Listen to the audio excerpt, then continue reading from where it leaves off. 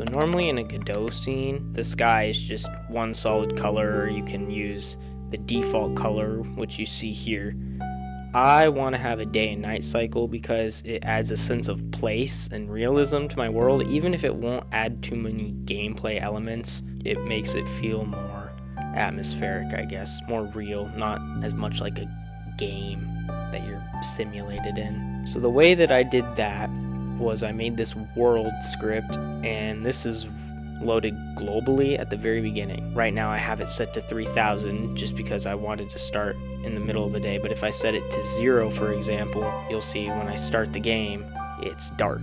10 times per second, it adds to this elapsed timer. A whole day is 18,000 ticks, I guess you could say, with 10 ticks per second, like I said. And that's a total of 30 minutes, so 15 minutes of day, 15 minutes of night. Using this elapsed timer, or I guess you get the daytime, then I can go into my main scene here, and I have a sky and a sunlight.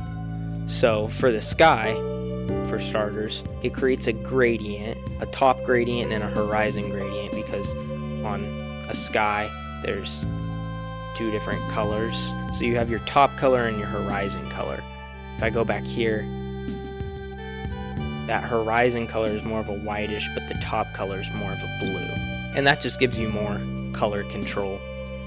So based on what time of day it is, for example, at 0 ticks, the color is that dark color. At 300 ticks, which that'd be 30 seconds into the day, it's this color. 600, 900, 1200. And then at about noon, which is 4500, it's that color. And then as the sun sets again, down in the like 8000s, 9000s, it switches again. And I just did the same concept for the horizon. This one's the top. For the horizon here, I just have a little more drastic colors, more sunset colors, like a red and orange. It looks really nice when you end up playing it all. And then this is just at nighttime, set it to this dark color. The second thing is the sunlight. So normally the actual sun in the sky doesn't go complete, rises in the east, sets in the west.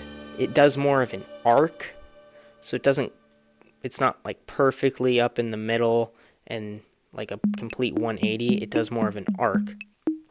So what I did was down here, based on what time it is, using that world script down here, I just rotate this directional light.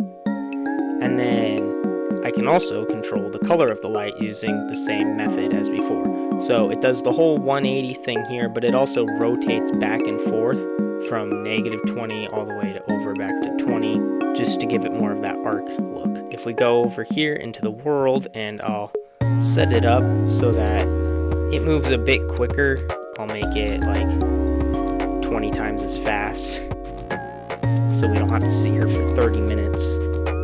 You can see the sun rises, and there's more of a color, and then it's blue. And you can look down at the shadow, you'll notice it was kind of up here to the right, like up and to the right.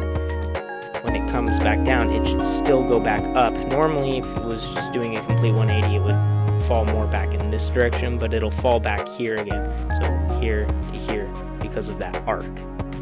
I don't have the sun texture in the sky, just because I want to move my own, and I haven't done that yet. You'll see here it's going back up to the north, and now the sun's setting. You can see that gradient and top color and the light color, and then it's completely black. Well, the sky's a little dark. When I add clouds later, you'll notice there's like no lighting, and I'll talk about that in the future. There it is. I really like all the color that you get. However, you won't get quite as much of that once I add more fog and clouds in, but it's just more of the base. Anyways, if you have any suggestions, let me know down in the comments. Thanks for watching.